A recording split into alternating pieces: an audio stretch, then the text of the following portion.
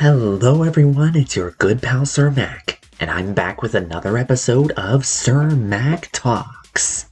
I've got so much to talk about here, but I want to keep this nice and short, just like all of my other episodes. That being said, let's make sure that this video has a limit of 10 minutes or shorter. Why do I want to have this limit? Well, that's exactly the topic we'll be talking about today. Limits. There are many different kinds of limits that exist in our world. Some can be controlled, like how long you play video games, and others cannot be controlled, like the pull of gravity. The idea of having limits in place can be a hard one to grasp, or even accept at times. But there are a few reasons why having limits is actually good for you. How can limits keep you in check or push you to accomplish new goals? Let's find out. Let's start by addressing a common concern with limits. We've all felt what it's like to desire complete freedom. That is, being able to do anything you want at any time you want. While that does sound pleasing, the truth is that you will always be subject to some sort of limit, whether it be physical abilities, knowledge and experience, laws of nature, or something else. That being said, what can you do to reach as close to complete freedom as you can when all of these limits try to bring you down? Well, instead of dwelling on the bad things, try to find the good things you can do within your limits to help you or someone you know.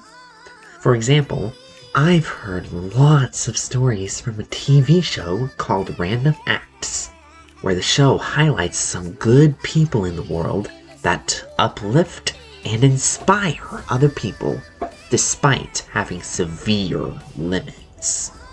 Sometimes when watching that show, I wonder about what things are like from different people's points of view. How do victims to severe limitations refrain from becoming jealous of others who can do so much more? And how do observers understand and accept those limits? Well, I think respect and empathy play critical roles here, because they help us to care about these kinds of people, despite differences. In fact, all of these suggestions can be used to help you enjoy life and draw closer to the people you care about. With so many reasons why staying within your limits is good for you, it's only fair to address the other end of the spectrum. Why is it bad to not follow some of the limits you can control?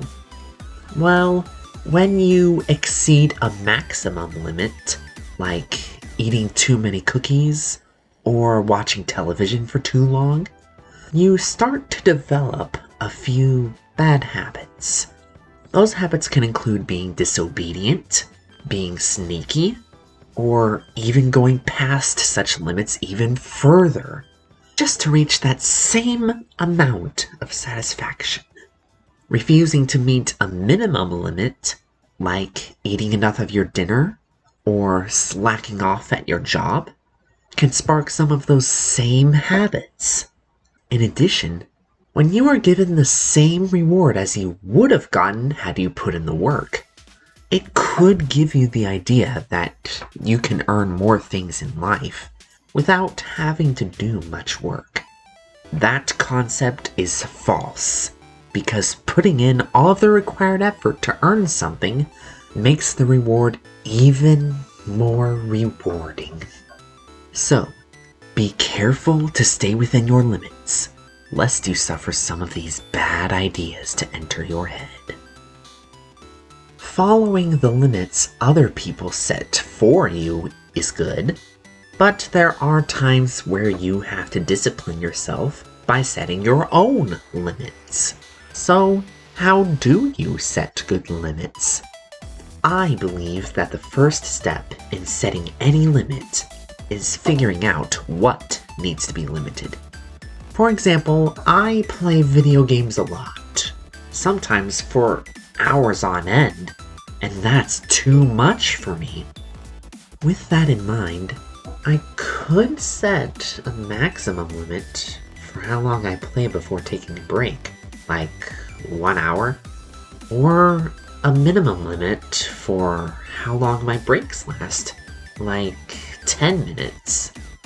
These limits differ for each person based on their habits and needs.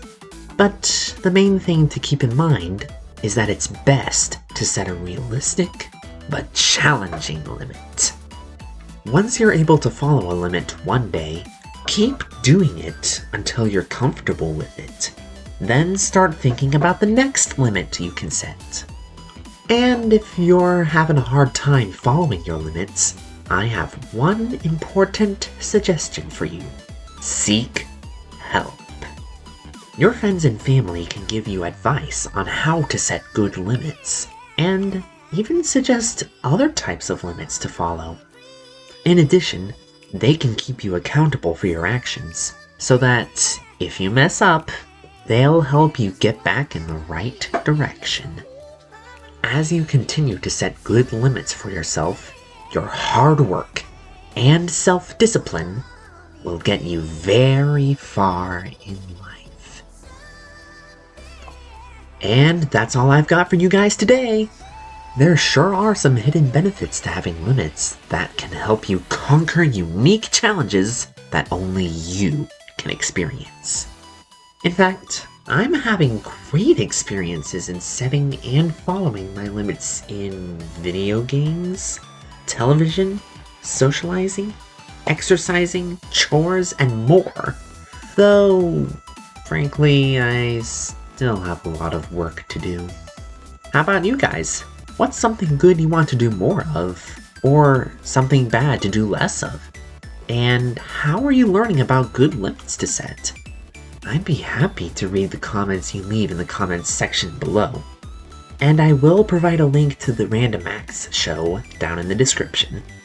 Oh, and before I forget, how am I doing with my 10-minute maximum for this video? Pretty good, but there's still about 30 seconds left in this video. And that includes me signing off for now. As always, thanks for watching, see y'all later, and have a good day. Everything changes.